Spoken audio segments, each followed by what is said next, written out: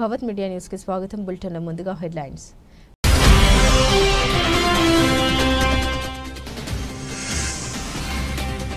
Apple నే కాదు Samsung ని టార్గెట్ చేసిన ట్రంప్.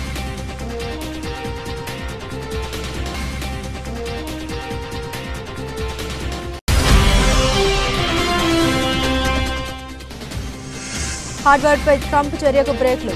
విదేశీ విద్యార్థుల ప్రవేశాల అనుమతి రద్దు. ఉత్తర్వులు నిలిపివేసిన ఫెడరల్ కోర్టు.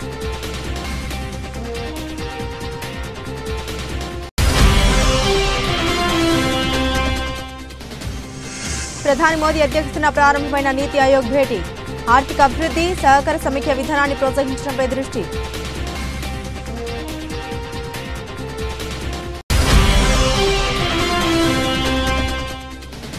అంతర్గత విషయాన్ని అంతర్గతంగానే చర్చించాలన్న మాజీ మంత్రి.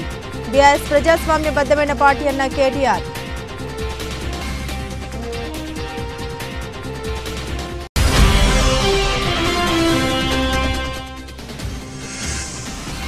అమరావతిని రాజధానిగా గుర్తించండి. కేంద్రానికి సీఎం చంద్రబాబు విజ్ఞప్తి.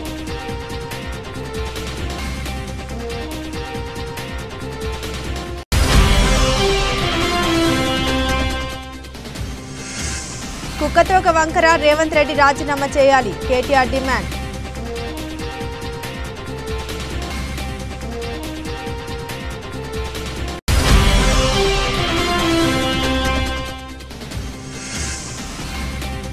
బంగారం ధర మళ్లీ పెరిగింది. భారీగా తగ్గిన వెండి.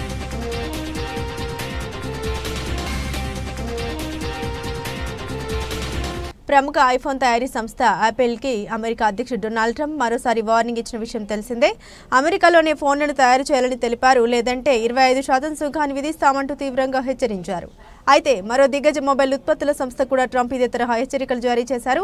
యాపిల్ ప్రత్యర్థి దక్షిణ కొరియాకు చెందిన దిగ్గజ మొబైల్ సంస్థ శాంసంగ్ తమ ఉత్పత్తుల్ని అమెరికాలోనే తయారు చేయాలని స్పష్టం చేశారు. లేదంటే 25% దిగుమతి సుంకాన్ని ఎదుర్కోవాల్సి ఉంటుందని హెచ్చరించారు. వైట్ హౌస్ లో విలేకరులతో ట్రంప్ మాట్లాడారు. అమెరికాలో పరికరాలను విక్రయించే ఏ మొబైల్ తయారీ సంస్థకైనా ఈ టారిఫ్ వర్తిస్తుందని స్పష్టం చేశారు. యాపిల్ ఒకటే కాదు, శాంసంగ్ అయినా ఇంకే సంస్థ అయినా తమ ఉత్పత్తుల్ని అమెరికాలోనే తయారు చేయాలి. అలా కాకుండా ఇతర దేశాల్లో ఉత్పత్తి చేసినవి తీసుకొస్తే మాత్రం అది అన్యాయమైన ప్రక్రియ. అమెరికాలో పరికరాలను విక్రయించే ఏ మొబైల్ తయారీ సంస్థ అయినా ఇక్కడ ప్లాంట్ నిర్మిస్తే ఎలాంటి టారిఫ్లు ఉండవు. లేదంటే 25% దిగుమతి సుంకాన్ని ఎదుర్కోవాల్సి ఉంటుందని ట్రంప్ స్పష్టం చేశారు. దక్షిణ కొరియాకు చెందిన దిగ్గజ మొబైల్ సంస్థ శాంసంగ్ అమెరికా మార్కెట్లో నంబర్ 2 విక్రేతగా ఉంది. ప్రపంచవ్యాప్తంగా ఈ కంపెనీ ఏటా 220 మిలియన్ ఫోన్లను విక్రయిస్తుండగా ఇందులో 60% మొబైల్స్ ను వియత్నాంలో ఉత్పత్తి చేస్తున్నారు. ఇక్కడ నుండి ఎక్కువగా అమెరికాకి ఎగుమతి అవుతున్నాయి. మరోవైపు కౌంటర్ పాయింట్ రీసెర్చ్ ప్రకారం 2024లో భారత్లో తయారు చేసిన మొత్తం స్మార్ట్ ఫోన్లలో యాపిల్, శాంసంగ్ 94% వాటా కలిగి ఉన్నాయి. 2025 మార్చి త్రైమాసికంలో భారత్లో శాంసంగ్ మార్కెట్ వాటా 17%గా ఉంది. హార్వర్డ్ విశ్వవిద్యాలయంలో విదేశీ విద్యార్థుల ప్రవేశాలకు అనుమతి రద్దు చేస్తూ ట్రంప్ ప్రభుత్వం తీసుకున్న నిర్ణయాన్ని ఫెడరల్ జడ్జి అడ్డుకున్నారు. స్టూడెంట్ అండ్ ఎక్స్చేంజ్ విజిటల్ ప్రోగ్రాం కింద అంతర్జాతీయ విద్యార్థులకు డిగ్రీ విద్యను అందజేస్తున్న హార్వర్డ్ యూనివర్సిటీపై ట్రంప్ సర్కార్ తీసుకున్న నిర్ణయాన్ని బోస్టన్ ఫెడరల్ కోర్టు శుక్రవారం తాత్కాలికంగా నిలుపుదల చేసింది. మసాచ్యుసెట్స్లోని అమెరికా జిల్లా కోర్టులో హార్వర్డ్ దాఖలు చేసిన దావాపై ఫెడరల్ కోర్టు మధ్యంతర ఉత్తర్వులు జారీ చేసింది. వైట్ హౌస్ రాజకీయ డిమాండ్లను తిరస్కరించినందుకు ప్రతీకారంగా ఈ రాజ్యాంగ వ్యతిరేక చర్యకు ట్రంప్ ప్రభుత్వం పాల్పడ్డట్లు తన వ్యాజ్యంలో హార్వర్డ్ యూనివర్సిటీ ఆరోపించింది. 7,000 మందికి పైగా వీసాదారులైన అంతర్జాతీయ విద్యార్థులపై దీని ప్రభావం తీవ్రంగా ఉంటుందని వర్సిటీ తెలిపింది. కాగా ఎస్ఈవిపిని రద్దు చేస్తున్నట్లు హార్వర్డ్ యూనివర్సిటీకి అమెరికా హోమ్లాండ్ సెక్యూరిటీ మంత్రి క్రిస్టీ నీమ్ తెలియజేశారు. తక్షణమే ఇది అమల్లోకి వస్తుందని ఆమె తెలిపారు. హార్వర్డ్ అధికారిక వెబ్సైట్ ప్రకారం ప్రతి సంవత్సరం యూనివర్సిటీలో దాదాపు 500 నుండి 800 మంది భారతీయ స్కాలర్లు విద్యార్థులు చేరుతుంటారు. ప్రస్తుతం 788 మంది భారతీయ విద్యార్థులు ఇందులో చదువుతున్నారు. ప్రధానమంత్రి నరేంద్ర మోదీ అధ్యక్షతన నీతి ఆయోగ్ 10వ పాలక మండలి సమావేశం ప్రారంభమైంది. ఈ సమావేశం వికసిత రాజ్యం కోసం వికసిత్ భారత్ 2047 అనే ఇతివృత్తంతో జరుగుతుంది. ఢిల్లీ ప్రగతి మైదానంలోని భారత్ మండపంలో ఇవాళ ఉదయం 10 గంటలకు భేటీ ప్రారంభమైంది. ఈ సమావేశానికి అన్ని రాష్ట్రాలు, కేంద్రపాలిత ప్రాంతాల ముఖ్యమంత్రులు హాజరయ్యారు. పహల్గామ్ ఉగ్రదాడి, భారత్ పాక్ మధ్య ఉద్రిక్తతలు, ఆపరేషన్ సింధూర్ తర్వాత తొలిసారి ఈ భేటీ జరుగుతుండటంతో దీనికి ప్రాధాన్యత సంతరించుకుంది. ఈ సమావేశం 2047 నాటికి భారతదేశాన్ని అభివృద్ధి చెందిన దేశంగా మార్చడానికి రాష్ట్రాలు, కేంద్రపాలిత ప్రాంతాల సమన్వయంతో ఆర్థిక అభివృద్ధి, సహకార సమీక్ష విధానాన్ని ప్రోత్సహించడంపై దృష్టి సారించింది. తెలంగాణ మాజీ ముఖ్యమంత్రి బీఆర్ఎస్ అధినేత కేసీఆర్కు ఆయన కుమార్తె కల్వకుంట్ల కవిత రాసిన లేఖ ఇటీవల రాష్ట్ర వ్యాప్తంగా సంచలనం సృష్టించిన విషయం తెలిసిందే. ఈ లేఖ బయటకు రావడంపై కవిత తీవ్రంగా మండిపడ్డారు. కేసీఆర్ దేవుడని, ఆయన చుట్టూ కొన్ని దయాలు చేరాయని తీవ్ర వ్యాఖ్యలు చేశారు. పార్టీలో కాంగ్రెస్ కోవట్లు ఉన్నారని, తన తండ్రికి తాను రాసిన లేఖ బయటకు రావడమే దీనికి నిదర్శనమని కవిత తెలిపారు. కవిత రాసిన లేఖపై ఆమె సోదరుడు మాజీ మంత్రి కేటీఆర్ శనివారం స్పందించారు. పార్టీ ప్రధాన కార్యాలయం తెలంగాణ భవన్లో ఏర్పాటు చేసిన మీడియా సమావేశంలో ఆయన మాట్లాడుతూ కొన్ని అంతర్గత విషయాలను పార్టీలో అంతర్గతంగానే చర్చించాలని హితవు పలికారు. పార్టీలో తనతో సహా అందరూ కార్యకర్తలేనని, ఈ నియమం అందరికీ వర్తిస్తోందని స్పష్టం చేశారు. వాస్తవానికి నేషనల్ హోరాల్డ్ కేసులో తెలంగాణ సీఎం రేవంత్ రెడ్డిపై వచ్చిన ఆరోపణపై మాట్లాడేందుకు కేటీఆర్ ప్రెస్ మీట్ ఏర్పాటు చేశారు. అయితే కవిత లేఖపై స్పందించాలంటూ మీడియా ప్రతినిధులు కోరగా ఆయన ముక్తసరిగా స్పందించారు. 2 ముక్కల్లో విషయం తేల్చేసి దానిపై ఇక మాట్లాడేది లేదని తెలిపారు. పార్టీలో దయ్యాలు ఉన్నారని కవిత చేసిన ఆరోపణపై ఏమంటారని అడగా, ప్రస్తుతం తెలంగాణకు పడిన శని కాంగ్రెస్ దయ్యం రేవంత్ రెడ్డి అని తెలిపారు. రాష్ట్రానికి పట్టిన ఆ శనిని, ఆ దయ్యాన్ని వదిలించడంపైనే తాము తమ పార్టీ దృష్టి సారించిందని కేటీఆర్ తెలిపారు. బీఆర్ఎస్ పార్టీలో కోవట్లు ఉన్నారన్న ఆరోపణపై స్పందిస్తూ ప్రతి పార్టీలోనూ కోవట్లు ఉంటారని, సమయం వచ్చినప్పుడు వారు ఎవరనేది బయటపడుతుందని వివరించారు. బీఆర్ఎస్ ప్రజల పార్టీ అని, ప్రజాస్వామ్యబద్ధమైన పార్టీ అని కేటీఆర్ తెలిపారు. పార్టీలో ఏ కార్యకర్త అయినా తన అభిప్రాయాలను, సూచనను అధ్యక్షుడికి తెలియజేసే అవకాశం ఉందని తెలిపారు. ఈ అభిప్రాయ వెల్లడి అనేది మౌఖికంగా, లేఖల ద్వారా, ఫోన్ ద్వారా, నేరుగా కలిసి మాట్లాడడం ద్వారా ఇలా వివిధ పద్ధతుల్లో జరుగుతూ ఉంటుందని వివరించారు కేటీఆర్. ఆంధ్రప్రదేశ్ ఏకైక రాజధానిగా అమరావతిని అధికారికంగా గుర్తించాలని ముఖ్యమంత్రి నారా చంద్రబాబు నాయుడు కేంద్ర ప్రభుత్వాన్ని కోరారు. ఇందుకోసం ఆంధ్రప్రదేశ్ పునర్విభజన చట్టంలో అవసరమైన సవరణ చేయాలని ఆయన విజ్ఞప్తి చేశారు. శుక్రవారం ఢిల్లీ పర్యటనలో భాగంగా కేంద్ర హోంమంత్రి అమిత్ షా 24 రాష్ట్రాలతో నిర్వహించిన శాంతి భద్రతల సమీక్ష సమావేశంలో చంద్రబాబు పాల్గొన్నారు. ఈ సందర్భంగా అమరావతికి చట్టబద్ధత కల్పించాల్సిన ఆవశ్యకతను ఆయన నొక్కి చెప్పారు. గత వైఎస్ఆర్ కాంగ్రెస్ ప్రభుత్వ హయాంలో తీసుకొచ్చిన 3 రాజధానుల ప్రతిపాదన అనాలోచితమని, అది రాష్ట్ర ప్రజల భవిష్యత్తుతో చెలగాటమాడమేనని ముఖ్యమంత్రి అన్నారు. స్థానిక రైతుల అభ్యర్థన మేరకు అమరావతిని చట్టబద్ధంగా ఏకైక రాజధానిగా గుర్తించాలని మేము కేంద్రాన్ని కోరామని ఆయన తెలిపారు. 2 రోజుల ఢిల్లీ పర్యటనలో భాగంగా తొలి రోజు చంద్రబాబు పలువురు కేంద్ర మంత్రులతో భేటీ అయ్యారు. రాష్ట్రానికి సంబంధించిన కీలక ప్రాజెక్టులపై వారితో చర్చించారు. లేపాక్షి, ఓర్వకల్లు ప్రాంతంలో ఎలక్ట్రానిక్స్ తయారీ పరిశ్రమల్ని ఏర్పాటు చేయనున్నట్లు ప్రకటించారు. ఆంధ్రప్రదేశ్కు ఏరోస్పేస్ ప్రాజెక్టులను కేటాయించాలని కేంద్రాన్ని అభ్యర్థించారు. కేంద్రం నుండి అనుమతులు రాగానే పోలవరం, బడకచెర్ల అనుసంధాన ప్రాజెక్టు పనులు ప్రారంభిస్తామని, 2027 నాటికి పోలవరం ప్రాజెక్టును పూర్తి చేయడమే లక్ష్యమని మీడియాకు వెల్లడించారు. గత ప్రభుత్వం చేసిన నష్టాన్ని పూడ్చి రాష్ట్రాన్ని తిరిగి గాడిలో పెట్టడానికి 10 ఏళ్లు పడుతుందని చంద్రబాబు వ్యాఖ్యానించారు. సుమారు 1.2 లక్షల కోట్ల బిల్లుల్ని గత పాలకులు చెల్లించకుండా వదిలేశారని ఆరోపించారు. రాష్ట్ర ఆర్థిక సహాయ అభ్యర్థనలకు కేంద్రం సానుకూలంగా స్పందించిందని ఆయన పేర్కొన్నారు. కేంద్ర పునరుత్పాదక ఇంధన శాఖ మంత్రి ప్రహ్లాద్ జోషితో సమావేశమైన ముఖ్యమంత్రి ఏపీ సమీకృత స్వచ్ఛ ఇంధన విధానాన్ని పరిచయం చేశారు. ఈ విధానం కింద రాష్ట్రంలో 72 గీగావాట్ల హరిత ఇంధనాన్ని ఉత్పత్తి చేయాలని లక్ష్యంగా పెట్టుకున్నాం. 28,346 కోట్ల విలువైన గ్రీన్ ఎనర్జీ కారిడార్ ప్రాజెక్టును అభ్యర్థించగా మంత్రి సానుకూలంగా స్పందించారు అని చంద్రబాబు వివరించారు. సూర్యఘర్ పథకానికి మద్దతు కోరుతూ రాష్ట్ర వ్యాప్తంగా 35 లక్షల గృహాలకు, నియోజకవర్గానికి 10,000 ఇళ్లు, సౌర విద్యుత్ రూప్ టాప్ సౌకర్యాలు కల్పించాలని విజ్ఞప్తి చేశారు. కుసుమ్ పథకం కింద కేంద్రం ఇప్పటికే 2,000 మెగావాట్లకు ఆమోదం తెలిపిందని గుర్తు చేశారు. పునరుత్పాదక ఇంధనం ద్వారా 24/7 విద్యుత్ సరఫరా చేస్తూ ఆంధ్రప్రదేశ్ను గ్రీన్ ఎనర్జీ హబ్గా తీర్చిదిద్దుతామని ఆయన స్పష్టం చేశారు. కుక్కతోక వంకర అన్న విధంగా వ్యవహరిస్తున్న ముఖ్యమంత్రి రేవంత్ రెడ్డి తన పదవికి రాజీనామా చేయాలని BRS working president KTR demand చేశారు. నేషనల్ హెరాల్డ్ కేసులో ఈడీ ఛార్జిషీట్లో రేవంత్ రెడ్డి పేరును ప్రస్తావించిన నేపథ్యంలో ఆయన సీఎం పదవికి రాజీనామా చేయాలని డిమాండ్ చేస్తూ తెలంగాణ భవన్లో కేటీఆర్ మీడియాతో మాట్లాడారు. 17 నెలల కాలంలో 4వ సారి ఢిల్లీకి వెళ్లి సీఎం రేవంత్ రెడ్డి అరుదైన రికార్డు సృష్టించారు. ఎందుకు ఢిల్లీకి పోతున్నాడో ఇప్పుడు అర్థమైంది. చీకట్లో బీజేపీ నేతల కాలు పట్టుకుని జైల్లో వేయదని అడుగుతుండు బయటకు వచ్చి పెద్ద పెద్ద ఫోజులు కొడుతున్నాడు. ఇక ఒక్క ఇటుక పేర్చకుండా, కొత్త ప్రాజెక్టు కట్టకుండా, సంక్షేమ పథకాలు అమలు చేయకుండా, ఒక గ్యారంటీ అమలు చేయకుండా 1,80,000 కోట్ల అప్పులు చేశారు. ఈ డబ్బులన్నీ ఎక్కడ పోతున్నాయో తెలంగాణ ప్రజలకు ఇప్పుడు అర్థమవుతుందని అనుకుంటున్నానని కేటీఆర్ పేర్కొన్నారు. ఢిల్లీ బాస్లు Rahul Gandhi official boss, Modi unofficial boss. డబ్బులతో వీరిద్దరిని ప్రసన్నం చేసుకునేందుకు రేవంత్ రెడ్డి ప్రయత్నాలు చేస్తున్నారు. ఈ 17 నెలల కాలంలో రేవంత్ రెడ్డి కేవలం 3 పనులు చేశారు. ఒకటి బీఆర్ఎస్ పై నిందలు, రెండోది బిల్డర్లు, కాంట్రాక్టులతో దందాలు, మూడోది ఢిల్లీ బాస్లకేమో 1,000 కోట్ల చందాలు. ఇది నిజంగా సిగ్గుచేటు. నోట్ల కట్టలతో అడ్డంగా దొరికిపోయి ఎమ్మెల్యేగా అబాసు పాలన రేవంత్ రెడ్డికి బుద్ధి వచ్చిందనుకున్నాం. కానీ కుక్కతోక వంకర అన్నట్టు అపవస్యపు కార్యక్రమాలు చేస్తూ తెలంగాణ పరువు జాతీయ స్థాయిలో తీస్తున్నందుకు ఆయన్ను సీఎం పదవి నుండి తొలగించాలని డిమాండ్ చేస్తున్నామని కేటీఆర్ పేర్కొన్నారు. కామారెడ్డి జిల్లా కోర్టులో APP assistant public prosecutor Ashok Nayak అలాగే సంజయ్ కానిస్టేబుల్ ఏసీబీకి చిక్కారు. గతంలో 2018లో ఓ కేసు రిజిస్ట్రేషన్ అయింది. ఆ కేసు ముగించే క్రమంలో బాధితుల దగ్గర 15,000కు ఒప్పందం కుదుర్చుకున్నారు. 10,000 రూపాయలు బాధితులు డబ్బులు ఇచ్చే క్రమంలో ఏసీబీ దాడుల్లో పట్టుబడ్డారని అవినీతి నిరోధక శాఖ డీఎస్పీ రాజశేఖర్ గౌడ్ తెలిపారు. తదుపరి విచారణ చేపట్టిన అనంతరం నాంపల్లి కోర్టులో హాజరుపరుస్తామని తెలిపారు. అలాగే వారి ఇంట్లో కూడా సోదాలు జరుగుతున్నాయని తెలిపారు. ఈ కార్యక్రమంలో ఏఎస్పీ చైతన్యారెడ్డి, కామారెడ్డి పట్టణ సీఐ చంద్రశేఖర్ రెడ్డి, పోలీసు సిబ్బంది ఉన్నారు. ఏపీపీ అశోక్ నాయక్ గారు మరియు సంజయ్ అనే కానిస్టేబుల్ గతంలో 2018లో ఒక కేసు రిజిస్టర్ అయింది కామారెడ్డి టౌన్లో. ఆ కేసులో ఉన్నటువంటి అక్యూజ్డ్ ఇప్పుడు ఆ కంప్లైంట్ దగ్గర 15,000 రూపీస్ డిమాండ్ చేశారు లంచం. అది ఎందుకంటే అతని కేసు తొందరగా ఎండ్ చేయడానికి గాను తర్వాత అక్విట్ చేయడానికి ఆ కేసులో 15,000 డిమాండ్ చేస్తే అతను బతిలాడితే ఒక 10,000 ఇవ్వని అని చెప్పేసి బేరం కుదిరింది వాళ్ళకి. గత వారం నుంచి అతను మా దగ్గర తిరుగుతూ ఉన్నారు. ఈరోజు ఆ 10,000 ఏదైతే లంచం డబ్బులు ఉన్నాయో అది కలెక్ట్ చేసుకుని అతను మా దగ్గర రావడం జరిగింది. ఈరోజు అశోక్ కుమార్ నాయక్కి మరియు సంజయ్కి ఇస్తుండగా రెడ్ హ్యాండెడ్గా పట్టుకోవడం జరిగింది ఏసీబీ. తద్వారా వాళ్ళను ఈరోజు విచారించి రేపు నాంపల్లి కోర్టు ఏసీబీ కోర్టులో రిమాండ్ నిమిత్తం వాళ్ళు అక్కడికి తరలించడం జరుగుతుంది. తర్వాత ఇక్కడ అధికారులు కానీ ప్రజల్ని ఇబ్బంది పెట్టేటట్టుగా లంచం అడిగితే ప్రజలు ఏసీబీని యూజ్ చేసుకొని ఏసీబీకి సమాచారం ఇస్తే ఇట్లాంటి అధికారులను పట్టుకొని రిమాండ్కి తరలించడం జరుగుతూ ఉంది. 1064 అని టోల్ ఫ్రీ నంబర్ ఉంది.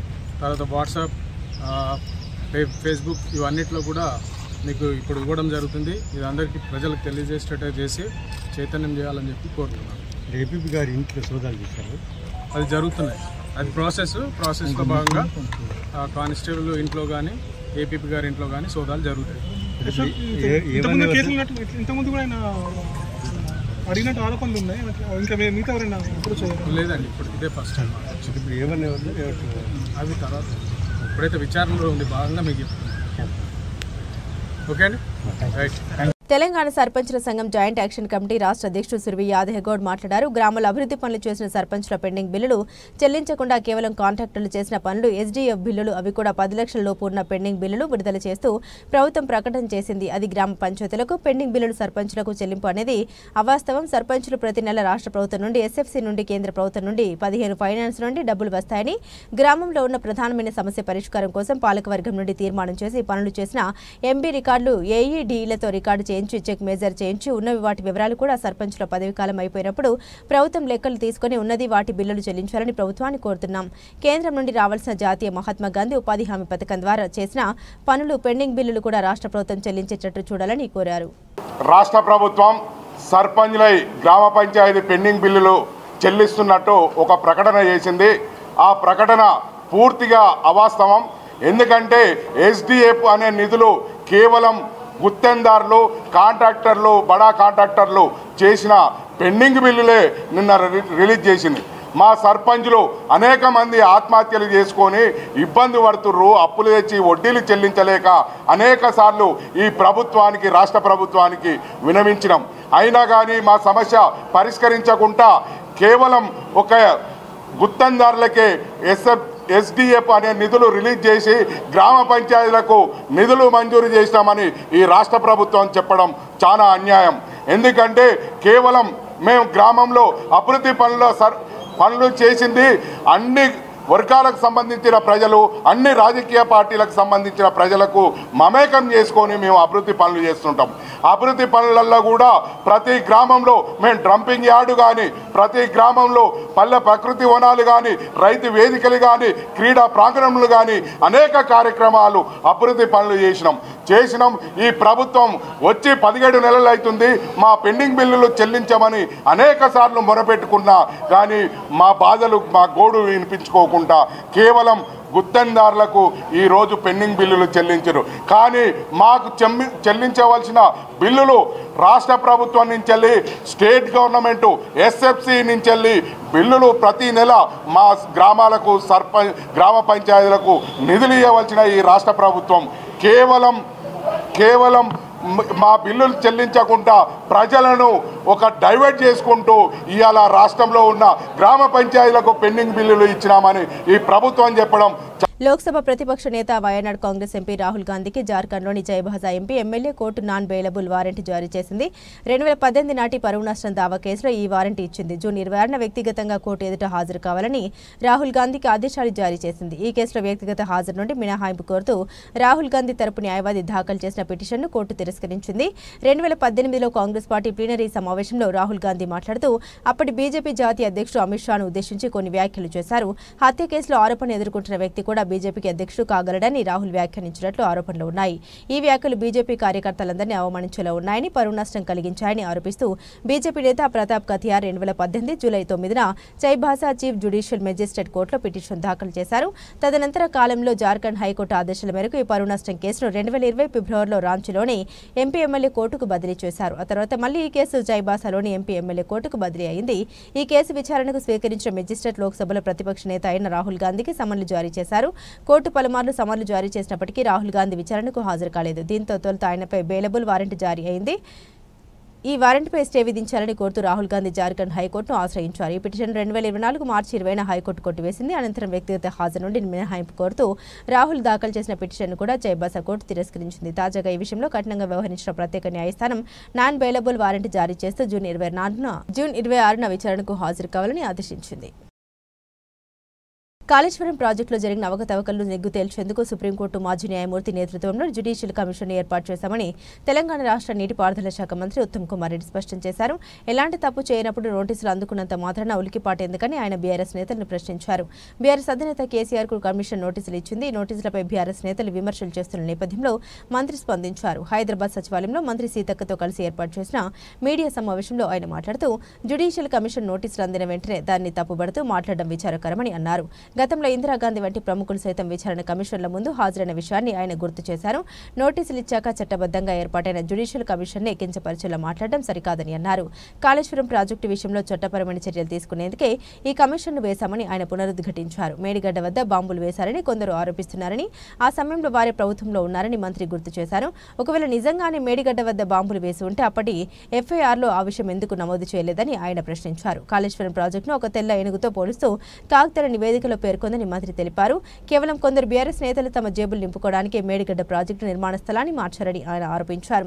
డీపీఆర్లో సూచించిన ప్రదేశానికి బదులుగా మరోచోట ప్రాజెక్టు నిర్మించడం వల్లే వ్యయం విపరీతంగా పెరిగిపోయిందని, అయితే అదనపు ఆయకట్టు మాత్రం నామమాత్రంగానే పెరిగిందని వివరించారు. కేవలం కమిషన్ల కోసమే ప్రాజెక్టు ప్రాంతాన్ని మార్చారని ఆయన దుయ్యబట్టారు. కాళేశ్వరం ప్రాజెక్టు భవిష్యత్తులో పెద్ద ఆర్థిక భారంగా మారబోతుందని కేంద్ర ప్రభుత్వ సంస్థలు ముందుగానే హెచ్చరించాయని మంత్రి తెలిపారు. నేషనల్ డ్యామ్ సేఫ్టీ అథారిటీ చట్టం కూడా బీఆర్ఎస్ ఎంపీల మద్దతుతోనే పార్లమెంట్లో ఆమోదం పొందిందని గుర్తు చేశారు. కాళేశ్వరం ప్రాజెక్టు డీపీఆర్ రీడిజైనింగ్ నిర్మాణంలో అనేక లోపాలు ఉన్నాయని ఎన్డీఏసీ తన నివేదికలో స్పష్టంగా పేర్కొందని వెల్లడించారు. కూలిపోయిన ఈ ప్రాజెక్టును అద్భుతమని చెప్పడం సిగ్గుచేటని ఆయన విమర్శించారు. ప్రస్తుతం కాళేశ్వరం ప్రాజెక్టును తిరిగి వినియోగంలోకి తీసుకురావడంపై తమ ప్రభుత్వం లోతుగా అధ్యయనం చేస్తుందని ఉత్తమ్ కుమార్ రెడ్డి తెలిపారు. ప్రాజెక్టు పునాదుల్లోనే అనేక లోపాలు ఉన్నాయని నిపుణులు అభిప్రాయపడుతున్నారని ఆయన తెలిపారు. జ్యుడిషియల్ కమిషన్ ముందు హాజరై తమ వాదన ఏమిటో స్పష్టంగా వినిపించాలని ఆయన బీఆర్ఎస్ నేతలకు సూచించారు. రేవంత్ రెడ్డి అప్పు చేసి కేసీఆర్ నెత్తి మీద వేసిపోతాడు. గ్యాస్ 500 అన్నాడు, 1050 తీసుకుంటున్నారు. రేవంత్ రెడ్డి వచ్చాక అసలు ఏమైనా చేశాడా? బస్సు ఫ్రీ పెట్టాడు తప్ప ఈసారి అసలు రేవంత్ రెడ్డికి ఓటు వేయనంటున్న మహిళ. రేవంత్ రెడ్డి వచ్చి 4000 2000 కూడా సరిగా పడతాయి. ఓ నెల వేసినట్టు ఓ నెల ఊకున్నట్టు అంతేనా? అవునైనా ఆయన కూడా 4000 ఇద్దాము మాటలకే వచ్చింది. 4000 పింఛన్ ఇస్తా, బస్సు ఫ్రీ పెడతా, బస్సు కూడా పిరి పెట్టే ఆ పిరి పడగానే ఊకే పోతాం. మన ఊర్లో పంట ఒక మాట ఎప్పుడో ఒకసారి పోతాం. అమాసపు నన్ను పోతాం కదా బిడ్డ. ఏం పని పెట్టిన బస్సు పిరిగా లేక ఎవడున్నాడు ఇప్పుడు? ఆయన మిమ్మల్ని కోటీశ్వరాలు చేద్దాం అనుకుంటాను, కానీ ఆయన ఎక్కడ పోయినా నన్ను దొంగల లెక్క చూసినట్టు ఎంతగానో అప్పు చేసి మళ్ళీ బయట పడతాడు చూడు. మళ్ళీ అంతా నెత్తి వీణ కేసీఆర్ నెత్తినే ఇస్తాడు చూడు. నువ్వు నా మాట గ్యారంటీ. కేసీఆర్ నెత్తినే పెడతాడు సద్దిముల్లే. కేసీఆర్ ఉన్నప్పుడు ఎట్లుండే, ఇప్పుడు ఎట్లుంది? కేసీఆర్ ఉన్నప్పుడే మంచిగా ఉంది. ఎందుకు అప్పుడు ఎందుకు మంచిగా ఉంది, ఇప్పుడు ఎందుకు మంచి లేదు? దేనికైనా మంచితనం చేసిండు ఆయన తెలుసా. ఇల్లు ఇస్తారట. ఏమో ఇల్లు ఇచ్చినోడికి ఇస్తాడు, ఈయనోడికి ఇస్తలేడు. అది కూడా అదృష్టమే బిడ్డ నిజంగా నాన్న. గ్యాస్ 500 వస్తుందా? గ్యాస్ 500 ఓయమ్మో గ్యాస్ 500 అట. 1050 ఏమో 1050 40 500 ఎవ్వరు ఇవ్వలేదు ఇంతవరకు. అయితే అంతేనా? అవునైనా అబద్ధం ఆడితే నువ్వేమన్నా నీకేమన్నా ఇస్తామా? రేవంత్ రెడ్డి వచ్చినాక ఏం చేసిండండి? ఏం చేసిండు ఆయన? పాతదే నడుతుంది. ఏం చేసిండు ఆయన చెప్పు నువ్వే. ఒక బస్సులే బిరి పెడితే అయిపోయింది. ఇక బస్సులో పంట తిరిగితే పొక్కకేవాడు పెడతాడు మనకు. కట్టం చేసుకుంటే కడుపు నిండతలేదు. నిజమా మాతోనే అన్నమాట. ఆయన ఏమంటుండే మళ్ళీ నాకు మొగోళ్ళు ఓట్లు లేకుండా ఒకటే ఆడోళ్ళు నాకు ఓట్లు వేస్తారు, నేను గెలుతా, మళ్ళీ ముఖ్యమంత్రి నేనే అంటా. పొక్క వాలిపోతుంది. మేము వేయనేయం ఇక ఈసారి మేము అసలే వేయం ఇక. అంతేనా? చూడు నువ్వు ఎందుకంత కోపం? అవు మళ్ళా ఎందుకంత కోపం నీకు? కేసీఆర్కే వేస్తాం. కేసీఆర్ ఏం తిన్నాడు? కేసీఆర్ మంచి ఇస్తానం చేసుకోవచ్చు. నీళ్లు లేకుండా నీళ్లు కూడా తెచ్చాడు. తులం బంగారం లేదు, ఎట్ల బంగారం లేదు. కేసీఆర్ అప్పుడు లగ్గమ్మ పెండి అయితే కూడా అది ఇచ్చిండు తెలుసా? కళ్యాణ లక్ష్మి ఇచ్చిండు. ఇప్పుడు ఏమి ఇస్తాడు? బంక ఏమి ఇస్తలేదు. నీ తులం పాడువాడు తులం కానీ బాడెత్తు బంగారం కూడా లేదు. అవు మళ్ళా మొత్తానికి ఒక మాటలో ఈ ప్రభుత్వం ఎట్లుంది? ఏమి ఇచ్చుడు పడదు. ఎట్లా చేసినా వేస్ట్ అని అయినా మళ్ళా. ప్రస్తుతం దేవస్థానంలో ప్రముఖమైన దేవస్థానంగా ఖ్యాతిగాంచిన దేవస్థానం వాడపల్లి దివ్య క్షేత్రం అని ఇక్కడ భక్తుల సౌకర్యార్థం కోసం వాడపల్లి దివ్య క్షేత్రం అని ఇక్కడ భక్తుల సౌకర్యార్థం కోసం ప్రత్యేక ప్రణాళిక రూపొందిస్తూ ఉన్నట్లు దేవాదాయ శాఖ కమిషనర్ కె రామచంద్ర మోహన్ తెలిపారు. అభివృద్ధి పనుల్లో భాగంగా సుదూర ప్రాంతాల నుండి వచ్చే భక్తుల కోసం త్వరలోనే డార్మెంటరీ నిర్మాణం చేపడతామని, భక్తుల సౌకర్యార్థం 50 రూములతో కలిసిన భవన నిర్మాణం చేపట్టడం జరుగుతుందని కమిషనర్ అన్నారు. కోనసీమ తిరుమల అభివృద్ధిపై ఎమ్మెల్యే బండారు సత్యానందరావు, ఆలయ కార్యనిర్వహణాధికారి నల్లం సూర్య చక్రధరరావు అధికారులతో సమీక్ష నిర్వహించారు. ఇంజనీరింగ్ అధికారులతో కలిసి దేవస్థానం పరిసర ప్రాంతాలను పరిశీలించి ప్రత్యేక క్యూలైన్, కేశ కంటనాలు, చాలా పార్కింగ్, టికెట్ కౌంటర్స్, భక్తుల సౌకర్యార్థం ఏర్పాటు చేసిన ఫ్లైఓవర్స్ ను స్వయంగా పరిశీలించారు. ఎమ్మెల్యే బండారు సత్యానందరావు మాట్లాడుతూ వాడపల్లి క్షేత్రం సందర్శించిన దేవాదాయ శాఖ కమిషనర్ కె రామచంద్ర మోహన్ అభివృద్ధిపై అధికారులతో చర్చించి సూచన ఏ విధమైన అనుమతులు చేపట్టాలో అధికారులను ఆదేశించారన్నారు. ఆంధ్రప్రదేశ్ రాష్ట్రంలోనే అత్యంత వేగంగా అభివృద్ధి చెందుతున్న ఆలయంగా గుర్తింపు పొందింది. అదేవిధంగా భక్తుల రాక కూడా గత 5-6 సంవత్సరాల్లోనే దాదాపు 2 రెట్లు పెరిగింది. ఇప్పుడు ప్రతి శనివారం కూడా 60 నుంచి 70 వేల మంది వరకు భక్తులు వస్తున్నారని అంచనా. భక్తుల రాక ఇంత వేగంగా పెరుగుతున్న దృష్ట్యా దేవాలయ అభివృద్ధి ప్రణాళిక కూడా ఆ విధంగా దూరదృష్టితో ఏర్పాటు చేసుకోవాల్సిన అవసరం ఉంది. కానీ గతంలో నుంచి కూడా 1 సంవత్సరం నుంచి దీని మీద కొంత వర్క్ జరుగుతూ ఉంది మాస్టర్ ప్లాన్ విషయంలో. అయితే ఇంకా ఫైనలైజ్ చేసే ముందు ఒకసారి స్వయంగా చూసి ఇక్కడ అవసరాలన్నింటినీ కూడా పూర్తిగా అంచనా వేసి నిర్ణయం తీసుకోవాల్సిన దృష్ట్యా ఈరోజు రావడం జరిగింది. అదేవిధంగా స్థానిక శాసనసభ్యులు సత్యానందరావు గారు కూడా దీని మీద చాలా దృష్టి పెట్టి గత కొన్ని నెలలుగా ఆయన సూచనలతో చాలా కొన్ని తాత్కాలికమైన ఏర్పాట్లు కొన్ని జరిగినాయి. అదేవిధంగా శాశ్వతమైన ఏర్పాట్లు ప్రణాళికలు జరిగినాయి. ఆయన కూడా చాలా విలువైన స్థాపతి గారు చెప్పిన అన్ని దృష్టిలో పెట్టుకుని దర్శనాలు కూడా బాగా ఏర్పాటు చేసేలా చర్యలు తీసుకోవాలని కూడా వారు చెప్పడం జరిగింది. ఇవన్నీ కూడా వీలైనంత త్వరగా ఎంత వేగంగా ఇక్కడ వస్తున్న భక్తులకు తగ్గట్టుగా కార్యక్రమాలు చేపట్టడానికి మన కమిషనర్ గారు, అదే మన డీసీ గారు, దేవస్థాన సిబ్బంది అందరూ కూడా అభివృద్ధి కృషి చేస్తూ ఉన్నారు. చాలా వేగంగా ఈ 10 నెలల కాలంలో చాలా మార్పులు తీసుకురావడం జరిగింది. కోనేరు గురించి కూడా ఇంకా మిగతా కోనేరు అభివృద్ధి కూడా వారి దృష్టికి తీసుకెళ్ళడం జరిగింది. వారు కూడా ఈ రోజున స్వయంగా ఇక్కడికి వచ్చి స్వయంగా పరిశీలించి ఇక్కడ ఏమి చేయాలనేది ఒక ఆలోచన, అంటే ఏదో అధికారులు వెళ్ళి లేదో ఒక వీడియోలోనో లేదో ఒక పేపర్ మీద చూపిస్తే అది పూర్తిగా అవగాహన అవ్వదు.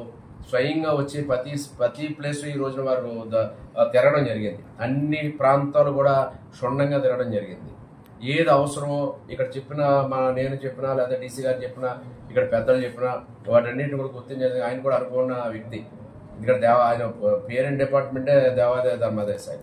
పూర్తి అన్ని టెంపుల్లోనూ కూడా వారికి శివాచలం కానీ, అన్నవరం కానీ, కనకదుర్గ మా తల్లివారు కానీ అన్ని కూడా ఆయన కొట్టిన పిండి. ఎంతో సుదీర్ఘమైన అనుభవం కాబట్టి మన వాడపల్లి క్షేత్ర అభివృద్ధి కోసం ఏ రకంగా చేస్తే బాగుంటుంది అనేది కూడా వారు చక్కటి సలహాలు సూచనలు కూడా అందివ్వడం జరిగింది వారి నేతృత్వంలో. ఎంతకన్నా అదృష్టం ఏంటంటే ఆయన మన ప్రాంతవాసి, కోనసీమ ప్రాంతవాసి. ఆయన వెళ్ళాక స్వగ్రామం వారిది. అది కూడా మనకి అసెట్. మన ప్రాంత దేవాలయం అభివృద్ధి చెందాలని వారికి కూడా అభిమానం అనేది ఉంటుంది. ఆ దృష్టితో కూడా ఈ ఒక వాడపల్లి క్షేత్ర దివ్యక్షేత్ర వెంకటేశ్వర స్వామి అభివృద్ధికి అన్ని కార్యక్రమాలు కూడా భవిష్యత్తులో వీలైనంత వేగంగా అన్ని పనులు చేయాలి. బంగారం ధరలు మగువలకు షాక్ ఇస్తున్నాయి. మొన్నటి వరకు రికార్డు స్థాయికి పెరిగిన ధరలు ఇటీవల కాస్త తగ్గుముఖం పట్టడంతో అందరూ ఊపిరి పీల్చుకున్నారు. తాజాగా మళ్లీ ధరలు పెరుగుతుండటంతో కొనుగోలుదారులు ఆందోళనకు గురవుతున్నారు. శుక్రవారం వరుసగా 3 రోజు ధరలు పెరిగాయి. ప్రపంచ మార్కెట్లో బలమైన ట్రెండ్ నేపథ్యంలో దేశ రాజధాని ఢిల్లీలో 24 క్యారెట్ల గోల్డ్ ధర ₹100 పెరిగి తులానికి 98,750కి చేరింది. ఇక 22 క్యారెట్ల పసిడి ధర సైతం 100 పెరిగి తులానికి 98,300కి పెరిగింది. మరోవైపు వెండి ధర కొనుగోలుదారులకు భారీ ఊరటనిచ్చింది. శుక్రవారం ఒకే రోజు ధర 2,000 తగ్గింది. కిలోకు 99,200కి పతనమైంది. అంతర్జాతీయ మార్కెట్లలో బలమైన డిమాండ్ మధ్య అమెరికా ఆర్థిక విధానం విషయంలో ఆందోళన వ్యక్తమవుతున్నాయి. దాంతో బులియన్ ధరల దీర్ఘకాలిక డిమాండ్కు మద్దతు లభిస్తుందని మార్కెట్ నిపుణులు పేర్కొంటున్నారు. ఇదిలా ఉండగా హైదరాబాద్లో బంగారం ధరల విషయానికి వస్తే 22 క్యారెట్ల పసిడి 89,400కి తగ్గింది. 24 క్యారెట్ల 97,530 వద్ద కొనసాగుతుంది. ఇక వెండి ధర 1.11 లక్షలు పలుకుతుంది. సుమారు దశాబ్దంన్నర కాలం పాటు భారత క్రికెట్కు వెన్నెముకలను నిలిచిన మాజీ సారథులు రోహిత్ శర్మ, విరాట్ కోహ్లీతో పాటు సీనియర్ స్పిన్నర్స్ రవిచంద్రన్ అశ్విన్ ఆటకు రిటైర్మెంట్ ప్రకటించిన నేపథ్యంలో టీమిండియా పరివర్తన దిశగా తొలి అడుగు వేయనుంది. త్వరలో ఇంగ్లాండ్ పర్యటనలో 5 టెస్టులు ఆడేందుకు వెళ్లనున్న భారత జట్టు సభ్యుల జాబితాను శనివారం ముంబైలో చీఫ్ సెలెక్టర్ అజిత్ అగార్కర్ ప్రకటించనున్నాడు. రోహిత్ శర్మ రిటైర్మెంట్తో కొత్త సారథిగా ఎవరిని ఎంపిక చేస్తారన్నది దానిపై సర్వత్రా ఆసక్తి నెలకొంది. శుభ్మన్ గిల్, రిషబ్ పంత్, జన్ప్రీత్ బూమ్రా పేర్లు రేసులోకి రాగా బూమ్రా ఫిట్నెస్ భవిష్యత్తు దృష్ట్యా బీసీసీఐ గిల్ వైపు మొగ్గు చూపినట్టు తెలుస్తుంది. అతడికి డిప్యూటీగా పంత్ను ఎంపిక చేసే అవకాశం ఉంది. రోహిత్ రిటైర్మెంట్తో జైస్వాల్కు తోడుగా ఓపెనింగ్ జోడీగా కేఎల్ రాహుల్ ఎంపిక లాంఛనమే. కోహ్లీ రిటైర్మెంట్తో ఖాళీగా ఉన్న 4వ స్థానానికి సాయి సుదర్శన్, కరుణ్ నాయర్ పోటీ పడుతున్నారు. సర్ఫరాజ్ ఖాన్, శ్రేయాస్ అయ్యర్లో సెలెక్టర్లు ఎవరి వైపుకు మొగ్గు చూపుతారనేది ఆసక్తికరంగా మారింది. జడేజా స్పిన్ బాధ్యతల్ని మోయనున్నాడు. అతడికి అండగా వాషింగ్టన్, కుల్దీప్లో ఎవరికి తుది జట్టులో చోటు దక్కుతుందనేది ఆసక్తికరం. బూమ్రా సారథ్యంలోని ఈ పేస్ దళంలో సీనియర్ పేసర్ మహ్మద్ షమికి చోటు దక్కుతుందనేది అనుమానమే. 3 పేసర్గా సిరాజ్ ఉండగా యువ బౌలర్లు ప్రసిద్ధ్, ఆకాశ్దీప్ రిజర్వ్ పేసర్లుగా ఉండనున్నారు. ఒకవేళ సెలెక్టర్లు లేఫార్ను పేసర్ను తీసుకోవాలని భావిస్తే హర్షదీప్ సింగ్కు టెస్ట్ జట్టులో చోటు దక్కే అవకాశాలు మెండుగా ఉన్నాయి.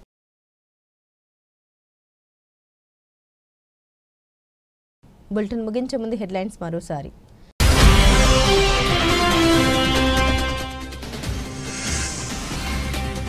యాపిల్నే కాదు శాంసంగ్ టార్గెట్ చేసిన ట్రంప్.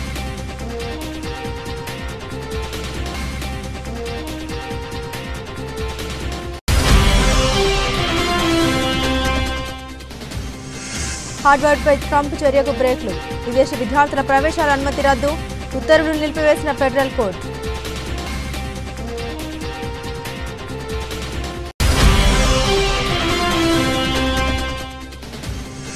ప్రధాని మోదీ అధ్యక్షతన ప్రారంభమైన నీతి ఆయోగ్ భేటీ. ఆర్థిక అభివృద్ధి, సహకార సమీక్ష విధానాన్ని ప్రోత్సహించడంపై దృష్టి.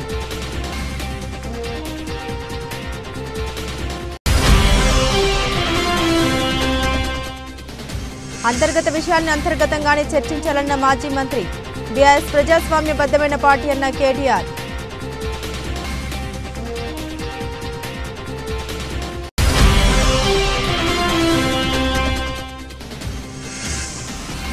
అమరావతిని రాజధానిగా గుర్తించండి. కేంద్రానికి సీఎం చంద్రబాబు విజ్ఞప్తి.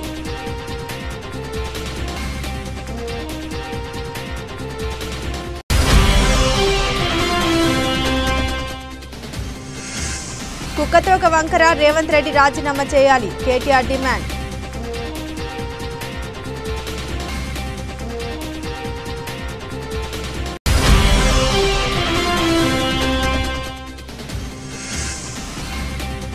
బంగారం ధర మళ్లీ పెరిగింది. భారీగా తగ్గిన వెండి.